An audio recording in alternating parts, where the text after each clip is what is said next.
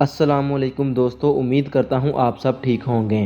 پیارے دوستو، یوں تو اس بات میں کوئی شک نہیں کہ اللہ تعالیٰ نے ملک پاکستان کو ہر طرح کی نعمتوں سے نوازا ہے، وہ چاہے کھانے پینے کی بات ہو یا کوئی علاقائی ورثے کی۔ یہی وجہ ہے کہ اس وقت پاکستان دنیا کا بہترین سیاحتی مقام ہے، جس میں بہت ہی خوبصورت مساجد بھی موجود ہیں۔ لیکن دوستو، ہم جس مسجد کے بارے میں آج آپ کو بتانے جا رہے ہیں، یہ مسجد صرف پاکستان کی ہی نہیں بلکہ پوری دنیا میں موجود سب سے یونیک مسجد ہے، جس کا نام ہے چکچن مسجد۔ دوستو، یہ مسجد اپنے نام کی طرح ہی بے حد نایاب اور منفرد ہے، لیکن اس کے اتنے نایاب ہونے کی وجہ کیا ہے اور اس قدر خوبصورت ہونے کے باوجود یہ لوگوں کی نظروں سے اوجھل کیوں ہے، اور نیز کہ اس مسجد تک رسائی کیسے ممکن ہے؟ تو دوستو، یہ سب کچھ جاننے کے لیے ہماری ویڈیو کو آخر تک ضرور دیکھیے گا، اور اگر آپ نے ہمارا یوٹیوب چینل میرا پاکستان ابھی تک سبسکرائب نہیں کیا تو اسے سبسکرائب کر کے ساتھ بنے بیل آئیکن کو ضرور دبائیں تاکہ آپ کو ہماری آنے والی ہر نئی ویڈیو کا نوٹیفیکیشن ملتا رہے۔ تو چلیے دوستو، شروع کرتے ہیں آج کی ویڈیو۔ میرا نام ہے محمد رمیز اور آپ دیکھ رہے ہیں اپنا پسندیدہ یوٹیوب چینل میرا پاکستان۔ پیارے ناظرین، جیسا کہ ہم سب کو علم ہے کہ شمالی پاکستان میں موجود خوبصورت قدرتی مناظر کی مثال دنیا میں کہیں نہیں ملتی۔ یہ مسجد بھی پاکستان کے شمال کے مشہور ترین علاقے سکردو سے 115 کلومیٹر دور خپلو کے ایک نواحی گاؤں سیلنگ میں واقع ہے۔ خپلو سے اس مسجد کا فاصلہ تقریباً 18 کلومیٹر ہے۔ دوستو، اس مسجد تک پہنچنے کا راستہ بھی انتہائی خوبصورت ہے اور یہ مسجد ان مناظر سے کہیں زیادہ حسین ہے۔ پیارے ناظرین، مقامی زبان بلتی میں چک کا مطلب ہوتا ہے لکڑی اور چن کا مطلب ہوتا ہے ٹکڑے۔ چونکہ یہ مسجد لکڑی کے چھوٹے چھوٹے ٹکڑوں کو منفرد انداز میں مختلف خوبصورت رنگوں کو جوڑ کر بنائی گئی ہے، یہی وجہ ہے کہ اسے چکچن مسجد یعنی لکڑی کے ٹکڑوں سے بنی ہوئی مسجد کا نام دیا گیا ہے۔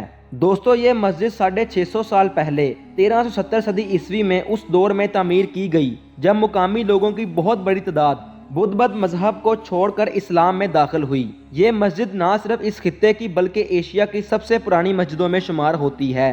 پیارے ناظرین، یہ مسجد تبت اور فارسی طرز تعمیر کا ایک بہترین امتزاج ہے۔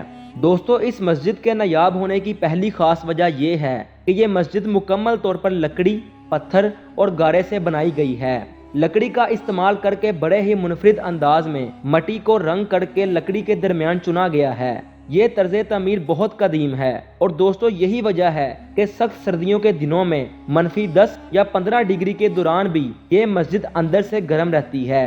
لکڑی کے نقش و نگار مسجد کی اندرونی اور بیرونی سطح کو سجاتے ہیں اور یہ منظر اس قدر خوبصورت لگتا ہے کہ جو کوئی اس مسجد کو پہلی بار دیکھتا ہے تو حیران ہو جاتا ہے اور اس کے اس منفرد طرز تعمیر میں کھو جاتا ہے، جو کہ کشمیر، لداخ اور تبت کے فن تعمیر کی عکاسی کرتی ہے۔ پیارے ناظرین، اس مسجد کے نایاب ہونے کی ایک اور وجہ یہ بھی ہے کہ اس کے فرش پر قالین کی بجائے مختلف قسم اور رنگوں کے خوبصورت جائے نماز بچھائے جاتے ہیں۔ پیارے ناظرین، کچھ ذرائع کے مطابق یہ مسجد میر سید علی ہمدانی نے بنائی تھی، جبکہ کچھ لوگ کہتے ہیں کہ صوفی بزرگ سید نور بخش کی کشمیر سے بلتستان آمد پر مقامی حکمران راجہ نے اسلام قبول کیا اور پھر 1370 صدی عیسوی میں مسجد کی تعمیر کا کام شروع ہوا۔ تاہم ماہرین کہتے ہیں کہ یہ مسجد دراصل سید نور بخش کی پیدائش سے بھی 20 سال قبل تعمیر کی گئی تھی، اور دوستو، کہا جاتا ہے کہ تقریباً 700 سال پہلے یہ مسجد بدھ مت کے لوگوں کی عبادت گاہ تھی۔ بدھ مت کے خاتمے کے بعد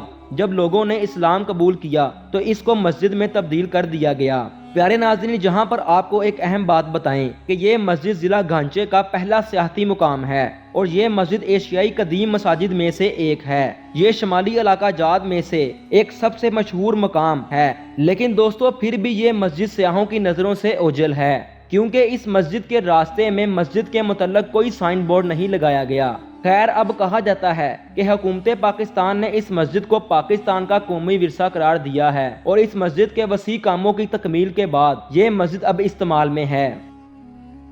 تو دوستو، یہ تھی ہماری آج کی ویڈیو۔ امید کرتا ہوں کہ آپ کو ہماری آج کی یہ ویڈیو پسند آئی ہوگی۔ اگر پسند آئی ہے تو ویڈیو کو لائک ضرور کیجئے گا اور کمنٹ باکس میں اپنی قیمتی رائے ضرور دیجئے گا، اور اگر آپ نے ہمارا یوٹیوب چینل میرا پاکستان کو ابھی تک سبسکرائب نہیں کیا تو اسے سبسکرائب کر کے ساتھ بنے بیل آئیکن کو ضرور دبائیں تاکہ آپ کو ہماری آنے والی ہر نئی ویڈیو کا نوٹیفیکیشن ملتا رہے۔ تو چلیے دوستو، آپ سے ملاقات ہوگی کسی دوسری ویڈیو میں، تب تک اپنا اور اپنے پیاروں کا بہت خیال رکھیے گا۔ ٹیم میرا پاکستان کو اپنی دعاؤں میں یاد رکھیے گا۔ اللہ حافظ۔